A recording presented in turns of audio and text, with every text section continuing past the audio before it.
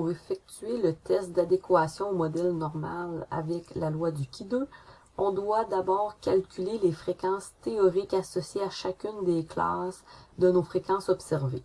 Donc, on va faire un peu comme nous le faisions en classe, donc aller calculer les fréquences théoriques associées. Je vais peut-être séparer un peu mon calcul en deux. Je vais d'abord aller calculer les probabilités en premier et ensuite les fréquences théoriques pour éviter d'avoir plusieurs calculs dans une même cellule. C'est sûr qu'il serait possible sans problème d'imbriquer les deux calculs. La fréquence théorique, c'est de multiplier par 216. Mais comme bon, je vais vous montrer correctement comment utiliser la formule loi normale dans le code d'Excel, donc je vais séparer mon calcul en deux. Donc, je vais aller commencer par la probabilité. Donc, en fait, une chose importante, c'est que la loi normale est une variable continue qui, théoriquement, varie de moins l'infini à l'infini. Donc, dans nos fréquences observées, on avait des notes entre 50 et 55. Mais théoriquement, il faudra inclure toutes les notes inférieures à 55 dans cette classe-là. Donc, c'est quoi la probabilité que quelqu'un ait en plus petit que 55 à sa note d'examen? Même chose ici, quelles sont les probabilités que quelqu'un ait plus que 95 à son examen? Donc, il faudra inclure tout ce qui est inférieur ou supérieur dans notre modèle théorique, même si dans les observés, il y avait personne qui avait en bas de 50 puis personne qui en haut de 100. Donc, on va l'inclure dans nos probabilités. On va utiliser la fonction loi.normal.n pour lesquels nous allons estimer les paramètres. Donc, on ne nous dit pas vraiment quel modèle normal ça semble suivre. On veut juste voir si ça suit un modèle normal. Donc, on va utiliser notre moyenne et notre écart type échantillonnal pour estimer les paramètres mu et sigma de notre loi normale. Donc, dans la première cellule, je vais aller dans Formule, insérer une fonction. Je pouvais toujours écrire normal dans la recherche. Et on va prendre loi.normal.n. Donc, loi.normal.n. Je fais OK.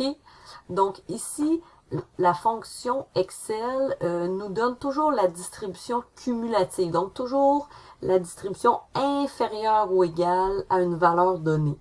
Donc, ici, nous, justement, on veut, c'est quoi les probabilités d'être inférieur à 55? Donc, on veut plus petit que 55. L'espérance, c'est notre moyenne. On va utiliser notre moyenne d'échantillon pour l'estimer. Je vais remonter dans mon fichier et je vais aller sélectionner la cellule. Pour l'écart type, même chose. Je vais sélectionner la cellule. Et pour cumulative, comme je vous l'expliquais, on va toujours écrire vrai, car on prend toujours la distribution cumulative pour la loi normale. Donc, je fais OK. Donc, ici, j'ai 4% de chance qu'un étudiant ait en bas de 55. Maintenant, c'est lorsqu'on arrive à des donc des bornes entre 55 et 60, entre 60 et 65. Donc, comme Excel nous donne la fonction cumulative seulement, donc on ne peut pas écrire borne inférieure, borne supérieure, on va devoir faire une soustraction. Donc, on va aller calculer les probabilités d'être inférieur à 60, moins les probabilités d'être inférieur à 55. Donc, pour aller chercher le entre-deux, ça représente de l'air sous une courbe. Donc, je vais aller prendre toute l'air inférieur à 60, moins l'air inférieur à 55. Il va me rester ce qui est entre les deux. Donc, je vais faire ça. Je fais insertion, dans formule, insérer une fonction ici. Donc, loi.normal.n. X, donc je commence par ma borne supérieure, j'écris 60. Mon espérance, c'est ma moyenne qu'il y a ici. Mon écart type échantillonnal, et cumulatif, j'écris toujours vrai. Donc, je fais OK. Donc, ça, ici, la probabilité d'être inférieure à 60. Mais là, je vais aller soustraire. Donc, je reviens dans ma barre de formule. Je vais faire moins. Si vous pouvez toujours sélectionner la fonction pour la copier et la remettre ici, là, un peu comme avec notre calculatrice, on peut copier-coller notre formule Excel et aller changer tout simplement les valeurs à l'intérieur. Donc, plutôt que 60, je veux 55. Donc, je vais aller chercher la probabilité d'être inférieure à 60, moins la probabilité d'être inférieure à 55, avec les mêmes paramètres. Je fais Enter, donc on a ce qu'il faut, donc 5% à peu près d'être entre les deux. Donc, je vais y aller un peu comme ça. C'est certain que je peux toujours faire ma copie incrémentée, encore une fois, si je prends le temps d'aller fixer mes cellules.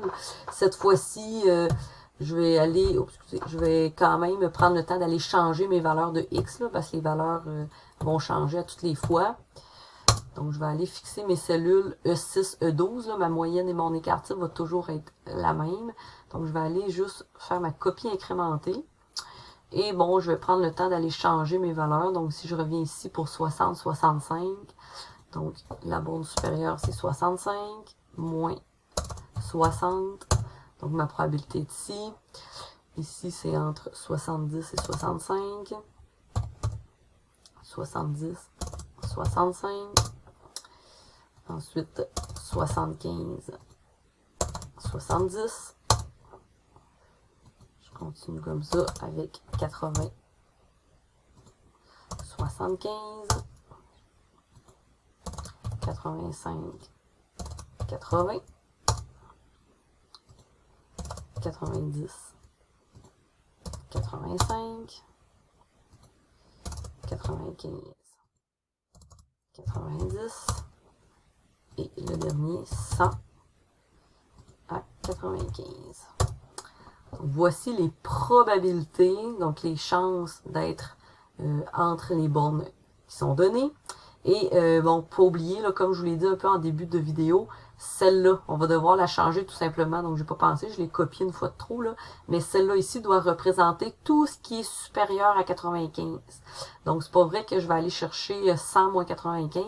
Donc, je vais aller chercher, en fait, tout ce qui est supérieur à 95. Donc, 1 moins. Donc, je vais aller chercher le 100%, mon air sous une courbe complète, moins l'air de ce qui est inférieur à 95. Donc, tout ça ici, là, je vais l'enlever.